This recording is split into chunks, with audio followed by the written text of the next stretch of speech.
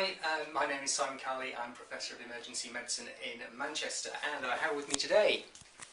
I'm Jack, I'm one of the staff nurses. And? I'm Una, one of the sisters. And what are we doing today? We're going to remove a ring.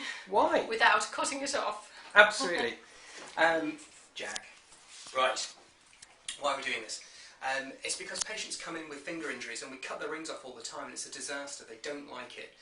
And it's not fair, because, you know, Jack, you were telling me you took a ring off a woman who'd had it on for 55 years the other day. Yep, and she thought I'd cut her right arm off. She had a nasty humeral head fracture and lower limb swelling as a result of it.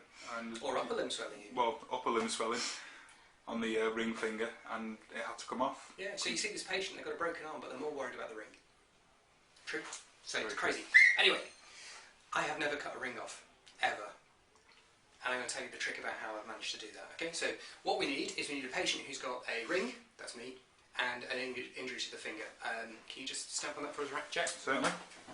Oh, jeez, Christ. That hurts quite a lot, and it's quite swollen, and now we're going to get it off. It no longer comes, okay? So we need a couple of other things. We need Una, who's an expert in ring removal, and we need an oxygen mask. Why? Well, we don't need a mask, we need the string from the mask. And it's stretchy, isn't it? Yep, so that's stretchy. So that's key, because we're going to need that to compress down the tissues. And we've got a suture set. You're not going to stitch me? No, we're going to use the forceps to pop this through the ring. Okay. So here's the ring.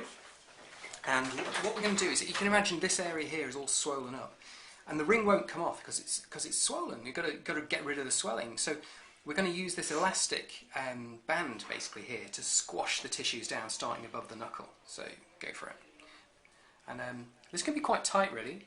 I don't mind. It's going to be a little bit uncomfortable, but most patients tolerate this reasonably well. If the tissues are swollen, leave it a bit of time for the compression to happen. And that's why using the stretchy material is good, because that will continue to press down over time. If you just use something like ribbon gauze, you only get the tension on that you put on at the time, whereas this will continue to just squeeze down and get that extra little bit of tissue out. And so you can see what it's doing, it's wrapping around and it's making the tissue smaller and smaller and smaller. And so you do that until you get quite close to the ring. And then, what we have to do now, this is a bit tricky, there you go. Now. If I hold that for you there, you either poke it through. That's right. Feed this through. Just underneath, and catch it.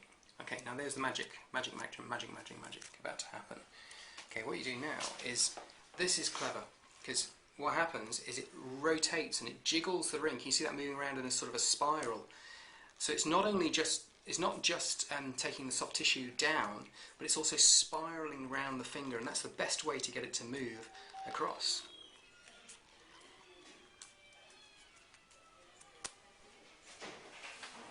Never cut a ring off.